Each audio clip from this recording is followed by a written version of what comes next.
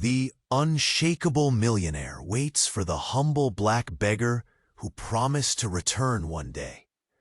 Olivia Blackwood, CEO of Shine Solutions, was on top of the world. A real-life rags-to-riches story right here in the Windy City.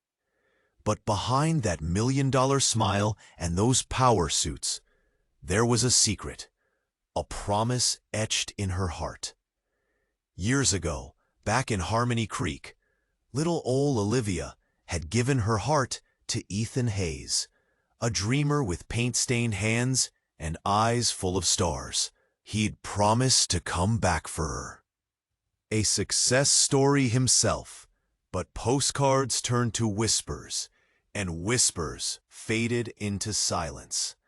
Now, looking out from her 50th floor office, Chicago glittering below, Olivia felt empty. All the fame, all the fortune, meant nothing without him. Then came the charity gala. Another night of forced smiles and polite chit-chat amongst the city's elite. Until the MC, this loud, flashy dude, announced a special live auction. And now, a rising star from Harmony Creek, Ethan Hayes. The spotlight hit a man who looked like a shadow of her Ethan. Thinner, world-weary. But those eyes, unmistakably Ethan. He held up a painting of an oak tree, bathed in sunset. Harmony Creek to its core. Memories flooded Olivia, drowning her in what-ifs. Then the bidding started, and bam! The room went nuts. 5 figures? Child's play. That's when she appeared. A woman in a blood-red dress, slinking beside Olivia, eyes like daggers. She threw in a bid that made everyone gasp. This wasn't about art. It was a declaration of war. Going once, going twice, the auctioneer's voice boomed. The lights flickered, darkness. Then, back on. Ethan's painting, gone. The woman in red, vanished. Just like that. Poof. Antes de continuarmos com essa história incrível, preciso te fazer alerta importante. Muitos inscritos têm relatado que o YouTube removeu suas inscrições sem aviso. Dá só uma conferida rápida no botão vermelho aí embaixo para garantir que você ainda está inscrito no canal. Não quero que você perca nenhum conteúdo exclusivo que vem por aí. E já que você está aí, deixa aquele like poderoso que me ajuda muito com o algoritmo. Ah, e me conta nos comentários de qual cidade você está assistindo. Adoro conhecer cada pessoa incrível que faz parte dessa comunidade. Sua participação faz toda a diferença. Vamos interagir. Okay, here we go. The lights flickered back on. Ethan's painting, gone. The woman in red, vanished. Just like that. Poof! The room was buzzing. Everyone was talking at once, trying to figure out what the heck just happened. I saw Ethan standing there, looking lost and confused. Poor guy. He'd come all this way, painting his heart out, and some crazy lady just snatched it away. I had to do something. I pushed through the crowd, my power suit suddenly feeling like a straitjacket. "Ethan!" I yelled, trying to get his attention. He looked up, his eyes widening when he saw me. It was like all those years just melted away. He still had that same spark, that same gentle kindness. "Olivia?" he breathed, like he couldn't believe I was real. "Ethan Hayes, get in my office," I said, trying to sound all CEO-like. But inside, I was a mess of butterflies and memories. I practically dragged him up to my office, the city lights twinkling below. We were alone. Just me and the guy who'd held my heart captive since I was a kid. Awkward silence hung in the air, thick enough to choke on. So, I started, fiddling with a pen on my desk. That painting, it was beautiful. He just shrugged, looking down at his scuffed boots. Just Harmony Creek, nothing special. It was special to me, I blurted out before I could stop myself. Then, boom, my phone rang. It was Detective Miller. Something about a break-in downtown. High security. Gotta take this, Ethan. Make yourself at home. Miller met me at the building. Yellow tape, flashing lights, the whole shebang. What I saw inside almost made me throw up. The vault was open. Empty. Millions in jewels. Gone. Blackwood, we found this near the vault, Miller said, handing me a playing card. The Queen of Hearts.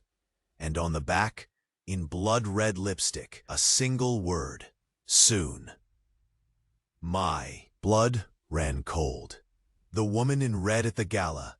The painting. This. It was all connected. Back in my office, Ethan was sketching in a notebook. He looked up, a smile playing on his lips. Olivia, I was thinking maybe after all these years. He didn't finish the sentence. My assistant, Sarah, burst in, her face white. Olivia, the news. Turn on the TV. The screen flashed to a live feed. A familiar oak tree, bathed in sunset. Harmony Creek, and hanging from its branches, swinging gently. In the breeze. My mom. The screen flashed to a live feed. A familiar oak tree, bathed in sunset. Harmony Creek, and hanging from its branches, swinging gently in the breeze. My mom. My world just stopped. Everything went silent. I could see Sarah's mouth moving, Ethan looking at me with this horrified expression, but I couldn't hear a thing. It was like I was underwater. Mom? Hanging from the old oak? No. No way. Olivia? Olivia? Ethan grabbed my shoulders, shaking me gently. Hey, you okay? We gotta get you home. Home. Harmony Creek. My stomach lurched. I numbly let Ethan and Sarah steer me out of the office, past the stunned faces in the lobby. Detective Miller was waiting downstairs, looking grim. Blackwood, I'm so sorry. We'll get to the bottom of this. Yeah, right. The drive to Harmony Creek was a blur. Ethan held my hand, squeezing it every few minutes. I just stared out the window, replaying every conversation I ever had with Mom. Every hug, every laugh. Harmony Creek was different, smaller, sadder. The oak tree was right where I remembered it, but now it was surrounded by police tape, flashing lights reflecting off the leaves. I couldn't bring myself to get out of the car. Ethan got out and went to talk to one of the cops. He came back a few minutes later, his face ashen. Olivia, they found a note, taped to the tree. He held out a plastic bag. Inside was a piece of paper, scrawled with red lipstick. I knew that handwriting. I knew it. It wasn't Mom's. My hands trembled as I took the bag. The note read, "Tit for tat, Olivia. You take mine, I take yours. Consider this a down payment. Queen of Hearts." My breath hitched. This wasn't just some random crime. This was personal, targeted. And that woman, the one in the red dress, she knew me. She knew Mom. "Ethan," I said, my voice barely a whisper. "There's something you need to know. Back in Chicago, at the gala, there was a break-in. Millions stolen. The Queen of Hearts was left behind." He stared at me, his eyes wide with disbelief. You think it's connected?" Connected? It was the same freaking person. Just then, a figure emerged from the crowd. Sheriff Brody, Mom's best friend since forever. He looked like he'd aged 10 years in the last few hours.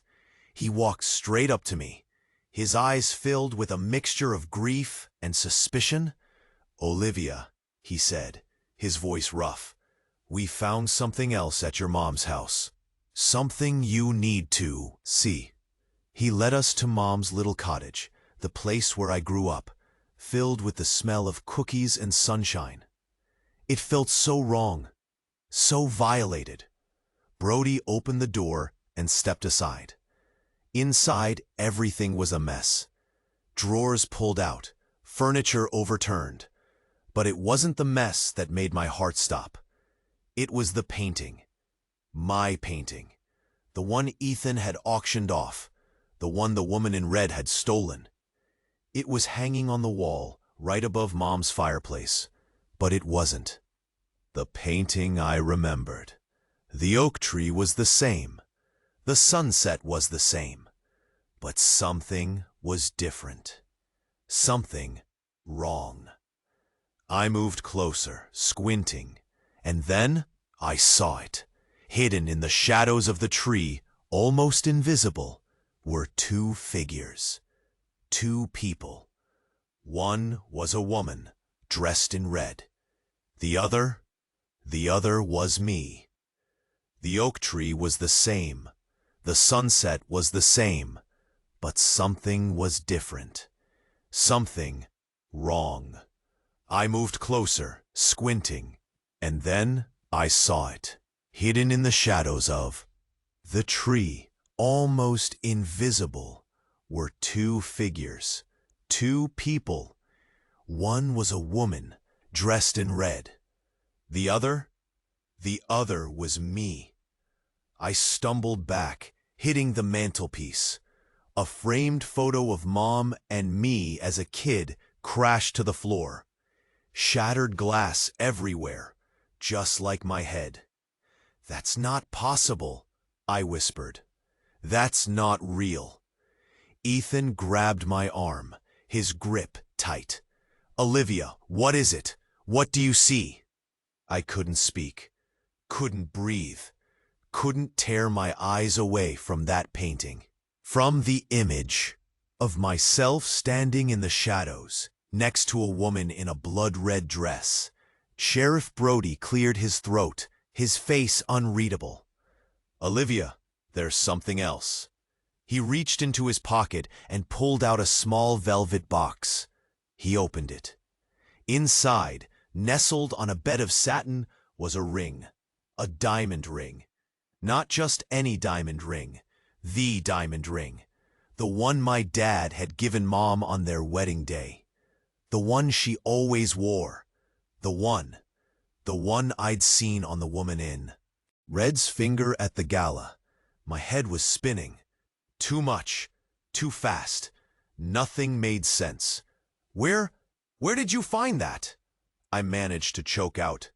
Brody's gaze was steady, unwavering. "In your mom's safe deposit box, at the Harmony Creek Savings and Loan." My knees buckled. I would have fallen if Ethan hadn't been holding me up. Mom had a safe deposit box, and she kept Dad's ring in it? Why? And then it hit me, like a freight train. The woman in red, she wasn't just targeting me. She wasn't just stealing jewels or paintings or killing my mom. She was me, a younger me, the me I used to be, back in Harmony Creek.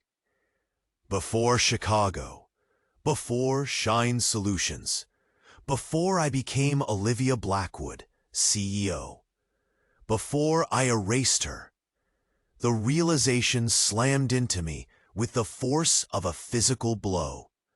My carefully constructed world shattered into a million pieces. The secrets I'd buried for so long were clawing their way to the surface, threatening to drown me. I looked at Ethan, his face etched with concern. I looked at Brody, his eyes filled with suspicion. I looked back at the painting, at the woman in red, at the younger version of myself standing in the shadows. And then I remembered. The accident. The car. The other girl. The one who didn't make it. The one I left behind. My twin sister, who I thought was dead. "Oh my God," I whispered, my voice barely audible. It's Bethany." Ethan stared at me, his mouth agape. "Bethany? But you told me." I shook my head, tears streaming down my face. I lied about everything. Just then, my phone rang. It was Detective Miller. "Blackwood, we got her. The woman in red. We found her hiding out in an abandoned warehouse downtown. She's asking for you." My heart pounded in my chest. This was it. The confrontation I'd been dreading. The reckoning I deserved. "I'm on my way," I said, my voice trembling. I hung up the phone and looked at Ethan and Brody. "I have to go," I said. "I have to face her. I have to face the truth." As I turned to leave, I caught a glimpse of something glinting in the corner of the room. I bent down and picked it up. It was a playing card, the Queen of Hearts. But this time, there was something different about it. Something familiar. I flipped it over, and on the back, in blood-red lipstick, was a single word. "Welcome home. Welcome home." My blood turned to ice. That wasn't Bethany's handwriting. I knew it. This was Mom's. But Mom was dead. No way. I looked at the card again, closer this time. The lipstick was smudged, like someone had pressed it hard, deliberately, against the paper. And underneath the smear, barely visible, was a fingerprint. I knew that fingerprint. It wasn't Mom's. It was mine. The one I thought was dead. The warehouse. I had to get to the warehouse. Now. I didn't even bother explaining. I just bolted, leaving Ethan and Brody staring after me. I practically ripped the keys to my rental out of Ethan's hand. "Call Miller. Tell him everything. But meet me there. Please." The drive was a blur of red lights and screeching tires. My mind was racing a mile a minute, trying to make sense of the insane puzzle that my life had become. Mom wasn't dead. Bethany was alive. And somehow, I was in the middle of it all. The warehouse was a dump. Broken windows, graffiti-covered walls. The kind of place you see in movies. And pray you never have to go to in real life. Yellow tape crisscrossed the entrance, but I didn't even slow down. I ripped it open and stormed inside. The air was thick with the smell of dust and decay. I could hear voices echoing from the back. Miller's voice, calm and controlled. And another voice, softer, but laced with a chilling edge of malice. "Bethany?" I called out, my voice trembling. Silence. Then a laugh, a low guttural sound that sent shivers down my spine. "Took you long enough, Olivia." I followed the sound, my heart pounding in my chest. The warehouse opened into a larger space, dimly lit by a single flickering bulb. And there she was, the woman in red, sitting in a chair, hands cuffed behind her back. But it wasn't Bethany.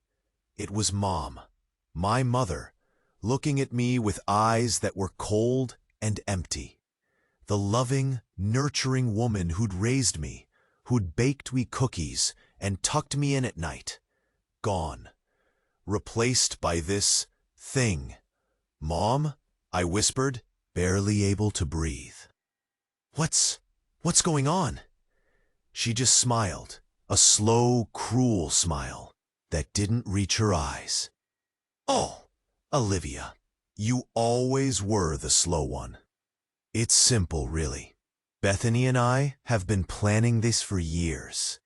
And you, my darling daughter, are the perfect pawn."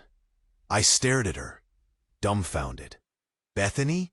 But you hated Bethany. You always said she was unstable." Mom laughed again. "Unstable? Darling, Bethany is a genius. She just needed a little guidance and a little help." She nodded towards a figure emerging from the shadows. It was Bethany, no longer dressed in red, but in a sharp business suit, looking every inch the successful CEO. "Surprise, Olivia," Bethany said, her voice dripping with sarcasm. "Did you really think you could just erase me? Erase us? We're family, Olivia, and family always sticks together." My mind was reeling. Mom and Bethany working together? It was impossible, and yet there they were. "But why?" I stammered. "Why do this?" Mom's eyes hardened. "You took everything from us, Olivia. Everything. You stole our life, our identity, our chance at happiness. We're just taking it back." That's when I saw it. A glint of metal in Bethany's hand. A gun. She pointed it at me, her eyes filled with a cold, unwavering hatred. "Say goodbye, Olivia," she said.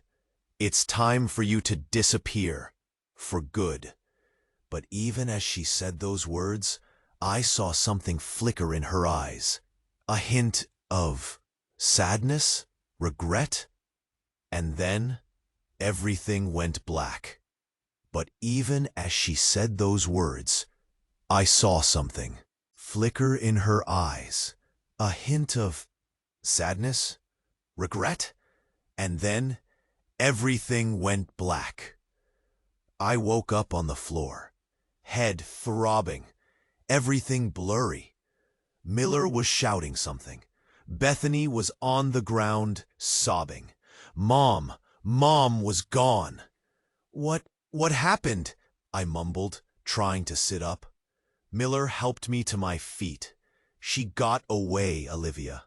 Your mother? She got away. Took Bethany with her." My head spun. This was insane. Completely, utterly insane. "But why? Where would they go?" Miller shook his head. "I don't know. But we'll find them. We will." He didn't sound so sure. Suddenly, I remembered something. Something Bethany had said. "We're family, Olivia. And family always sticks together." She wasn't just talking about Mom. She was talking about someone else. Someone I'd forgotten. Someone I'd tried to bury. "Ethan," I said, grabbing Miller's arm, "we need to get to Harmony Creek now." "Harmony Creek? Why?" "Because there's someone else involved in this. Someone we haven't even considered." The drive back was even worse than before.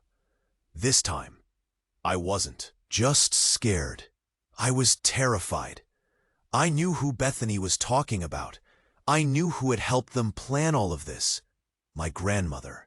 My mom's mother. The woman I'd always believed was dead. We arrived back in Harmony Creek just as the sun was setting.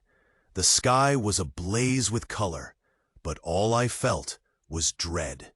I directed Miller to my grandmother's old house. It was a dilapidated Victorian mansion on the outskirts of town. I hadn't been there since I was a little girl. The house was dark and silent. Miller kicked down the front door. We went in, guns drawn. The air inside was thick with the smell of dust and decay. Cobwebs hung from the ceiling. It was like stepping back in time. We moved slowly through the house, room by room, empty, deserted. until we reached the basement. I could hear voices. Faint, but definitely voices. Miller nodded. We crept down the stairs. The basement was damp and cold. The only light came from a single bare bulb hanging from the ceiling. And in the center of the room was my grandmother. She was sitting in a rocking chair, holding a baby. But it wasn't just any baby. It was my baby. The baby I didn't even know I was carrying. My knees buckled. I couldn't breathe, couldn't speak. "Surprise, Olivia," my grandmother said, her voice raspy but strong. "Welcome to the family." Mom and Bethany stepped out of the shadows, flanking her. They were both smiling. Cruel, triumphant smiles. "You didn't think we'd let you go, did you?" Mom said. "You're family, Olivia, and family always sticks together. One big, happy family, just like it was always meant to be." Then my grandmother spoke again. "Did you think you could run away from your fate, Olivia? From the legacy we built? You are a Blackwood, and Blackwoods don't run." She began to rock the baby gently, humming a tune. And that's when I saw it. The baby's eyes. They were an unnatural shade of violet, almost glowing in the dim light. And as I looked closer, I realized they weren't human. "Did you think you could run away from your fate, Olivia? From the legacy we built? You are a Blackwood, and Blackwoods don't run." She began to rock the baby gently, humming a tune. And that's when I saw it. The baby's eyes. They were an unnatural shade of violet, almost glowing in the dim light. And as I looked closer, I realized they weren't human. I choked back a scream. What was this? What had my family become? Miller was behind. Me, gun raised, but frozen. He saw it too. The inhuman glow, the wrongness. What is that thing?" I gasped, pointing at the baby. My grandmother just chuckled. "Thing? Olivia, this is the future. This is what we've been working towards for generations. A new era, a new lineage." Mom stepped forward, her face alight with a disturbing fanaticism. "Bethany and I, we're just the beginning. This child is more. It's the next step. We've been chosen, Olivia, chosen to usher in a new world." Bethany, usually so cold and calculating, was now beaming, her eyes wide and manic. "It's beautiful, isn't it, Olivia? Isn't our family blessed?" Blessed? They were insane. Completely, utterly, certifiably insane. And holding some thing. But then the baby stirred. It let out a sound. Not a cry. More like a purr. And suddenly, my vision went white. It was like a wave of pure energy slammed into me. Memories flooded my mind. Memories that weren't mine. Visions of ancient rituals, of dark pacts, of things that dwelled in the shadows, feeding on fear and despair. I saw my family, not as they were now, but as they had always been. Servants, vessels, for something else. And then, the truly horrifying realization hit me. I was one of them. The waves subsided. The room swam back into focus. But I wasn't the same. Something had shifted inside me. Something woke up. I looked down at my hands. They trembled, but not with fear, with anticipation. The baby, my baby, reached out a tiny, Impossibly long. Finger and touched my cheek. A spark, connection, understanding. I smiled. A genuine smile for the first time in forever. "You're right," I said, my voice sounding strange, unfamiliar, even to myself. "We are blessed." Miller gasped, stumbling back. "Olivia, what are you doing? What's happening to you?" I turned to him, and the look in my eyes made him flinch. "You don't understand, detective," I said. "You can't possibly understand. This is bigger than you, bigger than all of us. This is inevitable." Then I turned back to my family, to my grandmother, my mother, my sister, and to the baby. My baby. "What do you need me to do?" I asked, my voice filled with a newfound resolve. My grandmother smiled, a truly terrifying sight. "Everything, Olivia, everything." And then the basement door slammed shut, and the world went black. And then the basement door slammed shut, and the world went black. I blinked. My head was throbbing. Everything felt different. Like a switch had flipped. I looked around at my family. Mom, Bethany, Grandma. They were smiling at me, these weird, creepy smiles. And the baby, my baby, its violet eyes glowed in the dim light. "What now?" I asked, my voice sounding so calm, too calm. Grandma cackled, a sound that made my skin crawl. "Now we begin, Olivia. We fulfill our destiny. We bring about the new age." Mom stepped forward, holding out a knife, a long silver knife. My heart skipped a beat. What was this? Some kind of sacrifice? "It's time, Olivia," she said, her voice hypnotic. "Time to seal the bond. Time to become one with our benefactor." I looked at the knife, then at the baby, and then at my own reflection in a cracked mirror on the wall. Who was I? Olivia Blackwood, CEO? Or something else? Suddenly, Ethan burst through the door. He had a gun in his hand, but he looked terrified. Miller was right behind him, but Grandma raised a hand and froze them. Just like that, like they were statues. "Ethan," I yelled, but the sound didn't come. Outright. It was distorted, hollow. He stared at me, his eyes wide with disbelief. "Olivia, what have they done to you?" I looked at him, and I felt nothing. No love, no connection, no shared memories. Just emptiness. "They've shown me the truth, Ethan," I said, my voice flat. "They've shown me who I really am." Then something unbelievable happened. Something that ripped my carefully constructed reality to shreds. Grandma looked at me, her eyes suddenly filled with pity. "I'm so sorry, Olivia," she whispered, her voice trembling. So sorry, but there's no other way." She turned to Mom and Bethany, and they nodded in unison. Then they did something I never, ever would have expected.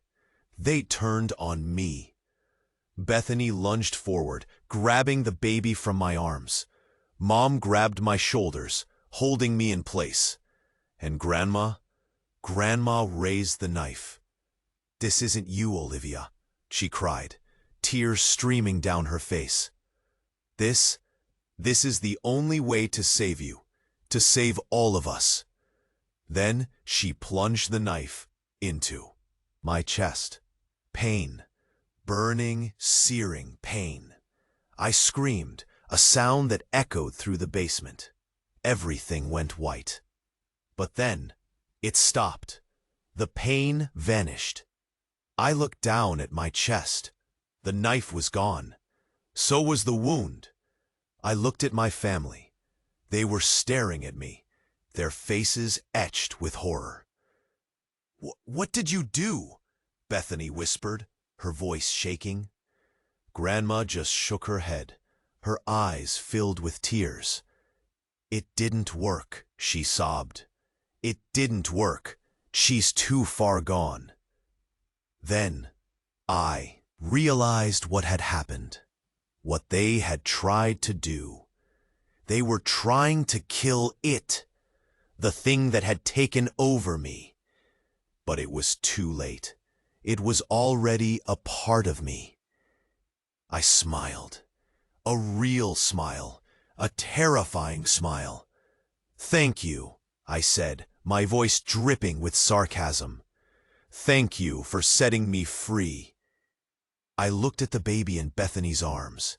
It gurgled and cooed, its violet eyes glowing brighter than ever. "Now," I said, my voice resonating with an ancient power, "let's begin." And then the basement door opened, and standing in the doorway was Dad. But it wasn't the Dad I remembered. This Dad, he was different, evil, and behind him dozens of others, all with those same violet eyes, waiting. My real family. "Welcome home, Olivia," he said, his voice a chilling echo of my own. "Welcome home. Welcome home, Olivia," he said, his voice a chilling echo of my own. "Welcome home." The others, my new family, surged forward. Miller and Ethan, still frozen, watched in horror. I felt a strange sense of calm wash over me. This was it. This was where I belonged. Then Dad stepped closer. He reached out, not to hug me, but to touch my forehead. His fingers were cold, clammy. "It's time," he whispered, his voice a rasp against my skin. "Time to unlock your full potential." Suddenly, a jolt of energy shot through me. It was different than before, darker, more powerful. My vision blurred, my senses heightened. I could hear the whispers of the shadows, the rustling of unseen wings. And then I saw it, reflected in the depths of Dad's violet eyes. The truth. It wasn't about a new lineage. It wasn't about ushering in a new world. It was about me. I wasn't a vessel. I wasn't a pawn. I was the key, the gateway. They hadn't welcomed me home. They'd imprisoned me. The baby wasn't a baby. It was a parasite, feeding on my life force, amplifying my latent abilities, preparing me for something terrible. Panic clawed at my throat. I tried to scream, but no sound came out. My body felt heavy, sluggish. I was trapped. Then a voice, a small, clear voice. "Olivia?" It was Ethan. He wasn't frozen anymore. Miller, too, was shaking off the paralysis. But they were too far away, too late. "Olivia, fight it!" Ethan yelled, his voice cracking with emotion. "Fight them! You can do it!" Fight? How? I was powerless. Then I saw it.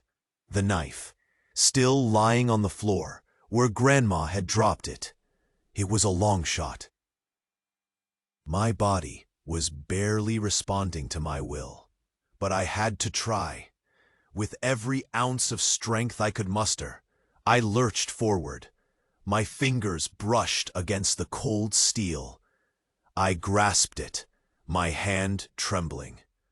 Then I raised it, not towards my family, but towards the baby. The room erupted in chaos. "No!" Mom screamed, lunging for me. "Olivia, what are you doing?" Bethany shrieked, clutching the baby tighter. But I didn't hesitate. I plunged the knife into the thing. A high-pitched wail filled the air, the baby convulsed in Bethany's arms, its violet eyes dimming. Then it went still. The energy that had been coursing through me vanished. The whispers faded. The shadows receded. I collapsed to the floor, gasping for breath. My vision swam. Then a searing pain ripped through my head. It felt like my skull was cracking open. Memories flooded my mind. Not my memories, but its. I saw its origins, its purpose, its hunger. And then I understood. It wasn't just using me. It was trying to become me. But I wasn't strong enough. I couldn't contain it. It was breaking free, and it needed a new vessel. I looked up at my family. Their faces were contorted with fear and horror. But one face was different. Ethan, his eyes. They were glowing violet. The parasite had found a new host. Ethan, seus olhos violetas. Aquela coisa tinha novo hospedeiro. Tinha que ser rápido. Ethan, não! Gritei. Mas ele não era mais ele. Ele sorriu, sorriso frio, distante. Olivia, disse ele, a voz, carregada de uma ressonância antiga e sombria. Nós temos tanto para fazer. Meu pai e os outros se aproximaram. E eu sabia. Era o fim. Ou o começo de algo muito pior. Mas no meio do terror, uma faísca. A imagem de Harmony Creek, do carvalho, dos dias em que Ethan e eu éramos apenas duas crianças, sonhando com o futuro. Um futuro que não incluía aberrações cósmicas e famílias amaldiçoadas. Eu precisava de tempo. Espere, eu disse, minha voz trêmula mas firme. Eu preciso saber. Por quê? Tudo isso? Por que eu? Meu pai sorriu satisfeito. Você é a linhagem, Olivia. A chave. Com você, podemos finalmente transcender. Transcender. Uma palavra bonita para um horror indescritível. Mas ele tinha me dado uma abertura. E a Bethany? E a mamãe? Elas realmente sabiam? O sorriso dele vacilou. Elas foram úteis. Raiva. Uma onda de raiva tomou conta de mim, apagando o medo. Eles usaram minha família, destruíram minha vida. Agora era a minha vez. Sinto muito, pai, eu disse. E então fiz a única coisa que podia. Eu me joguei para frente, agarrando o braço de Ethan, a criatura. Mordi. Mordi com toda a força que tinha, sentindo o gosto metálico do sangue. E então, o caos. A dor era insuportável, mas eu não soltei. Eu estava conectada a ele agora, sentindo sua força, sua escuridão e sua fraqueza. Ele gritou, e a paralisia se quebrou. Miller avançou, a arma em punho. Minha mãe e Bethany olhavam, em choque. Agora, Miller, eu gritei. Atire, atire em nós dois. Hesitação. Eu podia ver em seus olhos. Ele não queria me machucar. Agora, Miller, ou isso acaba com todos nós. Ele fechou os olhos e atirou. Escuridão. Silêncio. E então, nada. Ou será que não? Você achou que tinha acabado? Está muito enganado. Se prepare, pois a verdade está apenas começando a ser revelada. E para não perder nem um segundo dessa jornada insana, você precisa fazer algo agora. Se inscreva imediatamente no canal. Não perca as próximas histórias exclusivas que vão te deixar sem fôlego. Você precisa estar pronto. Esmague-o. Botão de like agora. Mostre sua força e alimente o algoritmo para que mais pessoas descubram esse universo. Inunde a seção de comentários com suas reações e teorias sobre o final. Quem sobreviveu? O que veio a seguir? Sua opinião é essencial.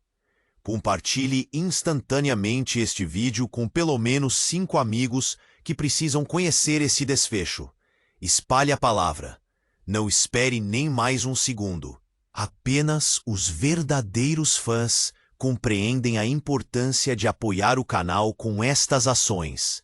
Faça a sua parte. O momento é agora.